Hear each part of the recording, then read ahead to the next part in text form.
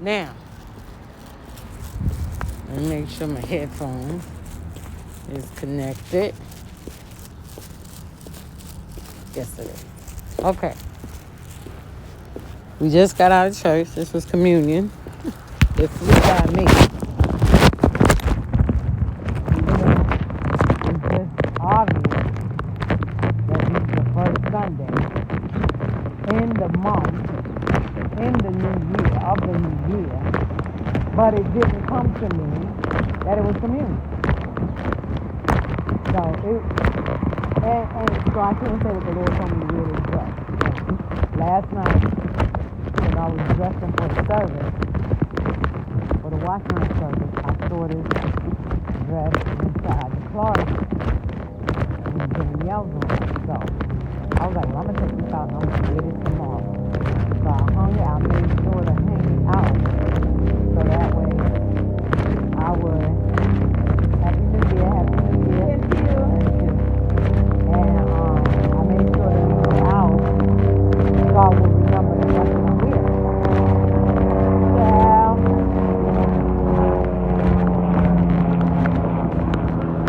I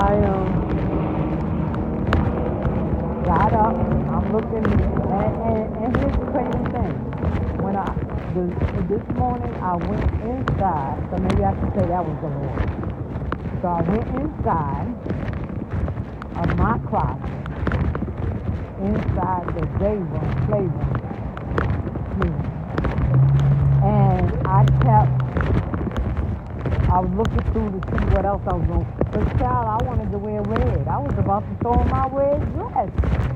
Lord said, no, you ain't putting on that red dress because then they're going to think you did that purposely. So, I bypassed the red dress and nothing. Well, the red dress wasn't in the same closet. It was my cousin. So now, I'm looking and I came, of course, I saw this white. Because for some reason, I just felt like I wanted to be dressed. So I want to find me a suit, right? I want to find me a nice suit in my closet that I haven't worn, because I want to pull out these clothing and wear them for the new year, right? And I came across this white dress, and I was like, okay, maybe I should wear that. And I pushed that to the side, and I went back in there and went looking again, right? And I fell right back on that same dress.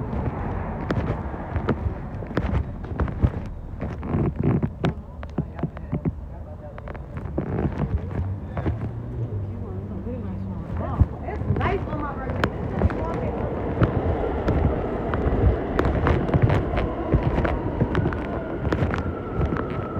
So, I came back to that same, it wasn't white, but it was off-white.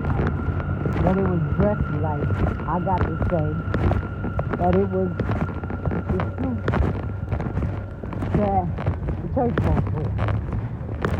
And then, I don't want to signify it as a saved folks, because unsaved people be wearing them type of clothes too. So, I'm just going to say, it was kind of suit that church folks wear. And I think the last time I wore it was on a Women's Day. But I passed out by some guy. Because I didn't just go and put this dress on that the Lord wanted me to wear. No, he didn't want me to wear it. I gotta be, he would have had me, how can I explain? I would be obedient. You know, the Lord don't have you do nothing that's wrong. Let me put it that way. Right? He may, listen, he may take you out of a situation and through the carnal eye, it may look and be careful. I just said let me be careful because I didn't want to be dropping no coffee on my coat.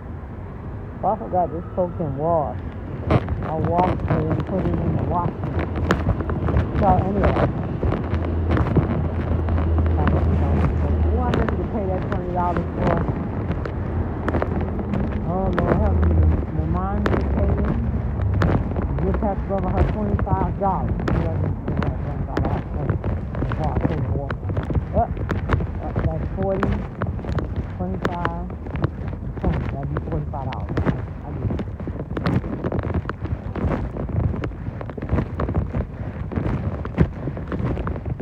So, as I was saying, the Lord don't make you do nothing more. He don't open up no doors for you to do nothing more. Right? And through the carnal eye, it may seem kind of out of place for them. It may seem like, Happy New Year. It may seem like it's wrong and all that, but to the spiritual eye, they're going to get it. Let me give you an example. There was an incident that happened between me and a specific leader, right? And the situation that happened, the story was told negatively, right? I'm not going to say it was told wrong, but it was told in a negatively fashion so that the truth was hidden. And it involved me and some other people, right? So now, however it was told to leadership, a certain leadership, well, it probably told to my leadership as well, but one of my leaders is out of it. He didn't, yeah, since I said this is not right. So, and I don't know whether Pastor knew about it or not, but it was told, and apparently it was told differently, negatively, than the reason that it was done. Okay? So now, when it was told back to the person, I guess it got to another leader, and that leader called like a GM meeting. I was in the shelter, so this is how long ago. This is like 2018, because I got in my apartment in 2009. So this is 2018. So just to make a long story short, so I can get to my point of how God don't have you do nothing wrong, but He will take you out of a situation that He don't want you to do, so that nobody else won't be glorified. All right. So now, with that being said, now I'm explaining myself. Thank you, Holy Ghost. Because I always wanted to know how to explain that situation in the right form.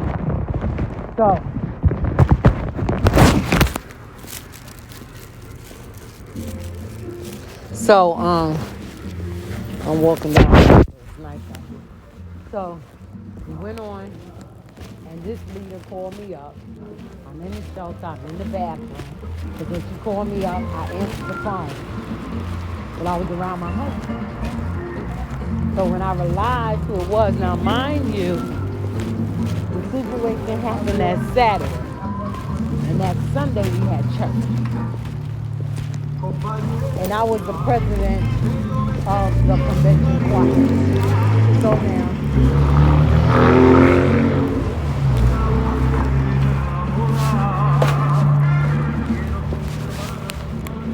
So now,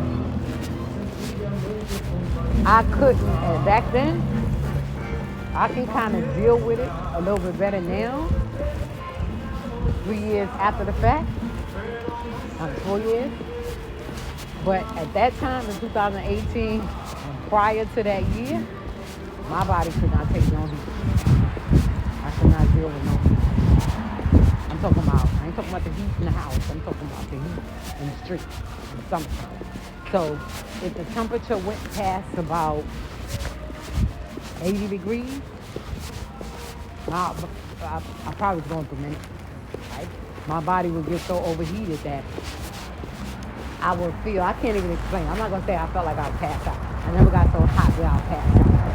But I just couldn't explain it. I guess anybody that went through menopause, they know what I'm talking about. So this particular Sunday, the weather was a heat advisory. So they was telling people, They was telling people that had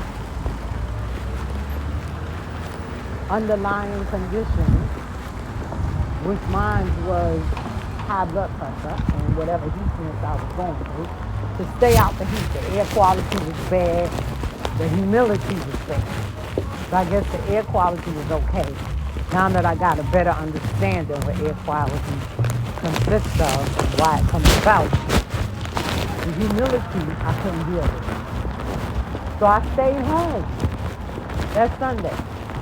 And all that Saturday, I ain't thinking nothing. But as I listened to the temperature, because I was like the weatherman assistant, I was in that app. So as I'm listening to the temperature, I'm saying, Lord, you know I want to go to church, because if I don't show up, people going to feel like I felt some kind of way after the situation. I didn't speak to the leadership yet. This is after the situation.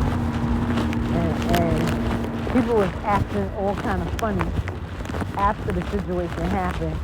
Everybody was like, I don't know, they was like drawn away from me. Like I was wrong. And the whole thing was, I couldn't understand how I was wrong. Well, first of all, number one, I'm the president. So if I come and ask all of y'all, if I'm president of a company, I really got the right to make the final decision, whether I ask you or not. Well, let me put it like this. I got the right, I don't want to put it in I'm going to say the president of whatever company got the right to make the decision for his company and what's best for his company. Now, if he chooses to talk to the board, which that's the right thing to do, then you talk to the board, right? And then you and the board make the decision.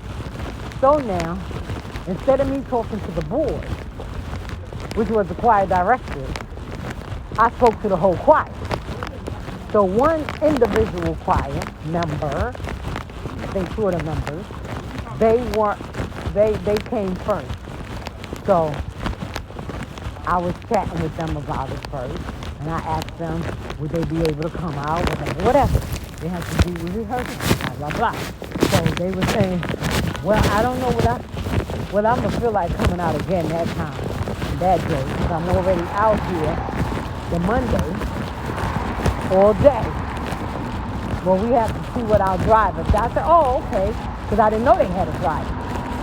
I thought they just came on their own and made their own decision. But I found out that there's a driver that picks them up and takes them to their destination and etc. So I said, okay. So they was the only two that I spoke to prior to the meeting. So we had the rehearsal. Now after the rehearsal was over, then someone came over to me whispering, oh, don't forget to talk about the Saturday rehearsal, something like that. So, now I ain't thinking nothing. I was taking it as a good thing. I didn't know it was set up. So I'm thanking the person. Thank you for reminding me. But the person really didn't laugh along with me. They had that look like, well, we're going to see how this is going to turn out. Now that I'm playing it in my mind. So, get on in there. Have the rehearsal. Have the conversation. Ask people, can they make it? People were talking about they going to bed. I said, well, I guess you ain't going to be here. Boom. That was the end I said. And I guess they got offended for what I said and how I said it. Because I ain't for no foolishness. I ain't bragging nothing. If you didn't come and say, well, I don't know, I usually be in the bed that time. But I'll let you know. No, you just straight out told me, well, I'm going to be in the bed that time. Well, then, if you're going to be in the bed, then that means you ain't be in the rehearsal. I didn't say you couldn't sing. I just said you won't be in the rehearsal. Okay, well, we know you won't be here. Boom. The next person said, well, I can't make it. I think we should. I can't come that time. So I said, well, what about this day? I can't come that time that day. What about this day? I can't come that time. Well, okay. So now I flipped it around and I asked them. I said, well, what days can you come out? Well, we need to get together and we need to find out. And then they start talking about we got other musicians, because it has something to do with the musicians. We got other musicians. So I'm like, well, when was y'all gonna tell me about these other people? So now they looking all crazy now because they want to telling on themselves, but they was trying to keep it a secret. I was like, so when you was gonna tell me that? No, we didn't make the decision yet. I'm not talking about whether you made the decision now. What I'm talking about is that you got other people in play. And here I am, the director. When y'all had the opportunity to be the director, and everybody was backing out. I said, well, all right, you can do that. I don't want to do it. Give me that. You do it. You back. You want to set me up. I'm the director anyway, but you're the one who directed. And I don't mean directing no choir. So anyway, let me move right along. I'm so hungry for this. No.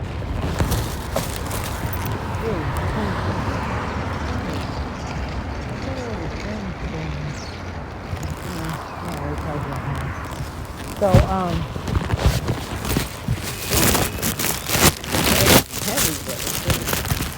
holding my arm. Okay, so they don't make their decision. So boom, boom, boom.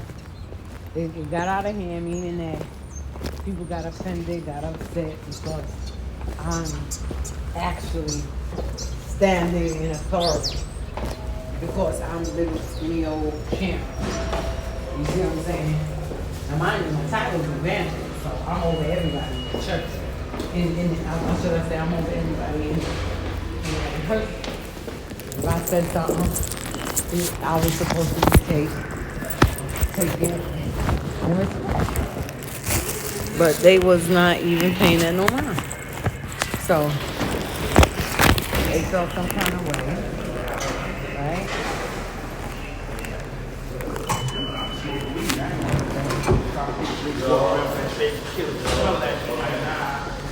So they felt some kind of way. And I'm in the train now. Y'all hear some more noise.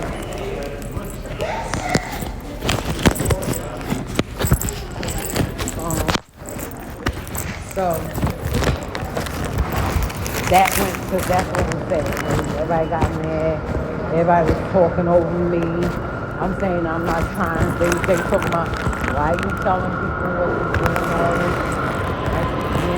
I ain't talking about it.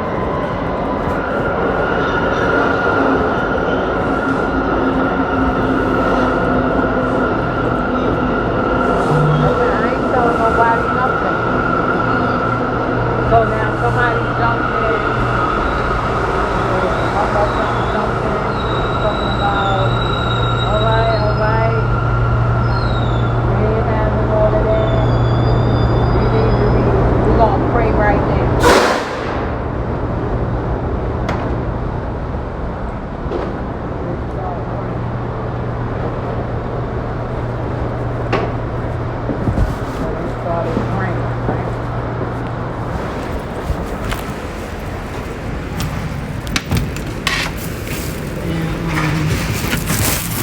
They started praying, they was like, let me hurry up because I'm on the train.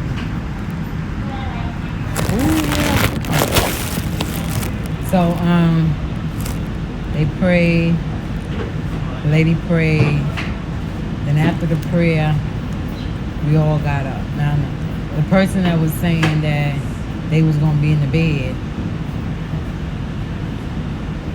they said something like in a fighting manner to me.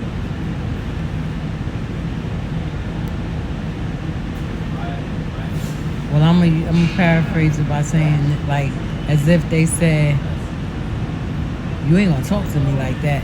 This is Manhattan bound C local train. But it was based on I'm responding based on what they said. So I'm saying to them, "Well, you ain't gonna talk to me like that neither. You're supposed to respect me."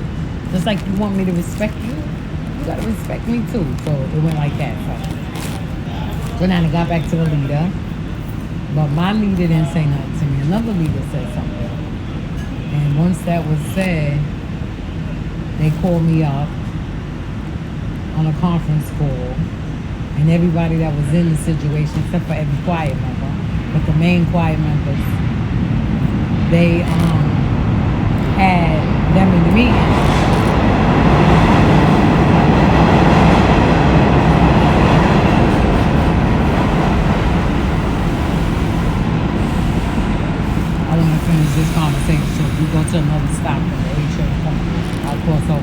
So, upon that being said, I got scolded, right? I don't know what reprimand will be for me because I'm not a bishop or a pastor.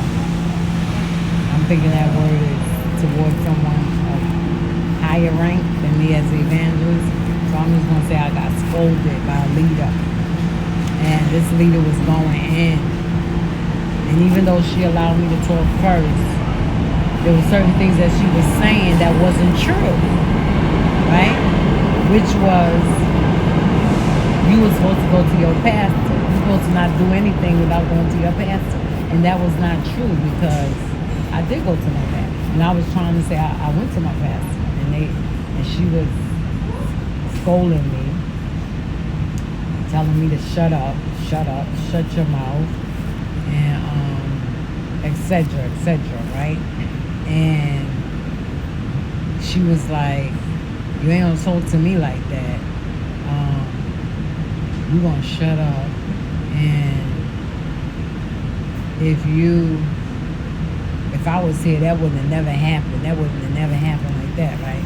And in the back of my mind, I'm saying, I don't even know how you know about this.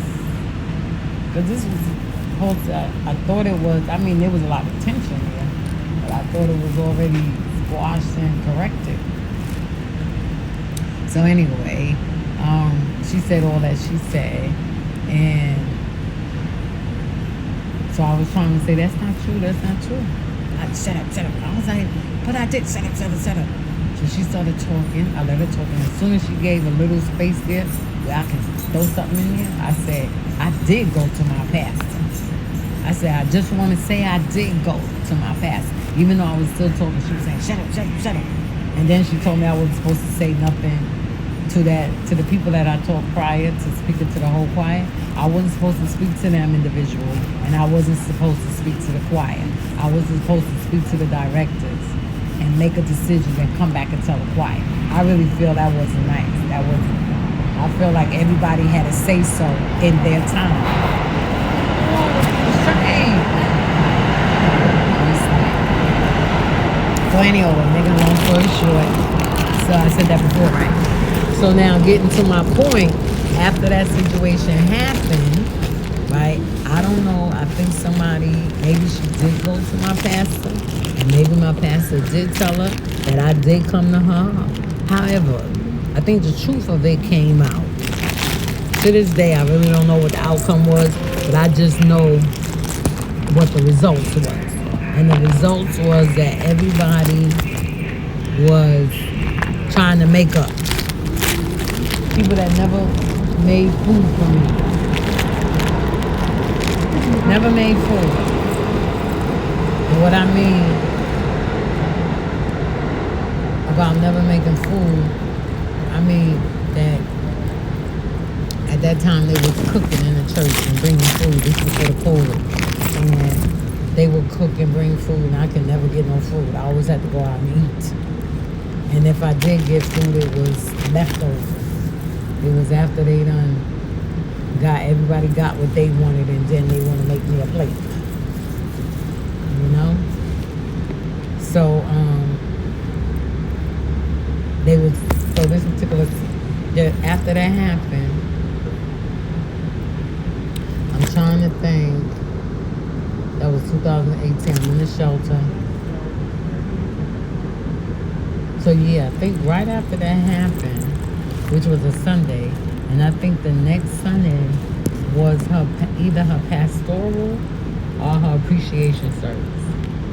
And I came to church like nothing happened. Yeah, this was before I got sick. I came to church like nothing happened. The service was at another church, and I got there bright and early. Let's say the service started at 5. I got there like 4 o'clock. So I had to sit there with them or whatever. I don't know whether they knew what happened, but everybody was like, I mean, just like people were just like over friendly with me. Everybody was like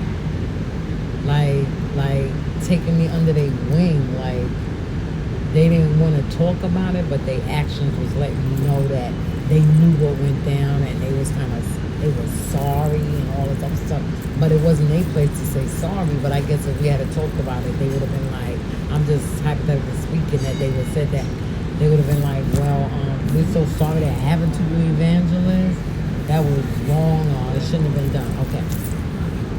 So now, then I find out, somebody comes and tell me that the mother of my church and my pastor fixed me food, which I never got food. So I was like, what? But I had done left.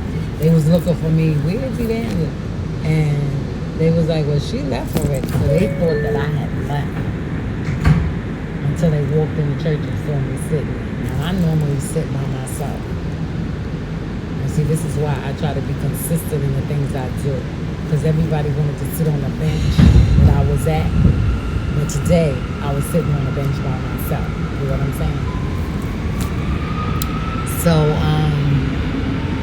they was breaking their necks to get to me, to sit down next to me. Or I didn't even have no space. And the person that I had the issue with, they come over to me asking me to hold their shoe, their bag. They gave me their bag to hold their bag. They was like, here. I don't know, I guess they was apologizing, because who leaves your bag with somebody that you don't trust? So I thought that kind of weird. I don't know whether y'all can hear me now, but stop it. Okay. So I thought that kind of weird. I took the person's bag. I hold the bag, right, in my hand, a little small bag, thank goodness. And when she did that, I had space. There was nobody sitting on the bench. Then she came over and she kicked her shoes off.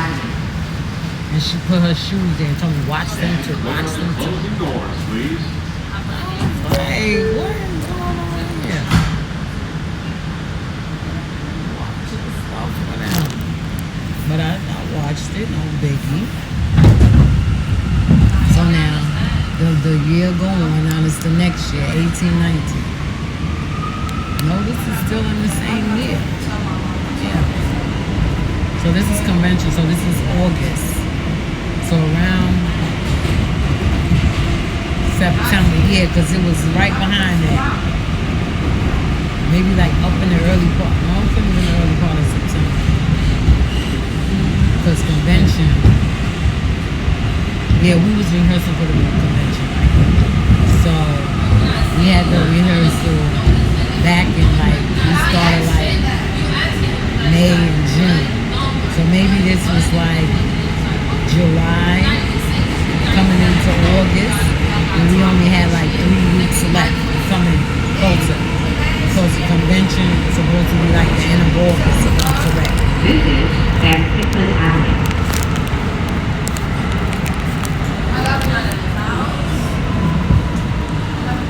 Okay, so the convention was going to be the 30th. Which was a Thursday. So the 29th, 30th, 31, and the 1st. This is Manhattan Bound of 2019. The next stop is Liberty Avenue. So I got sick the week. Okay, so I was trying to say I was sick for a whole month.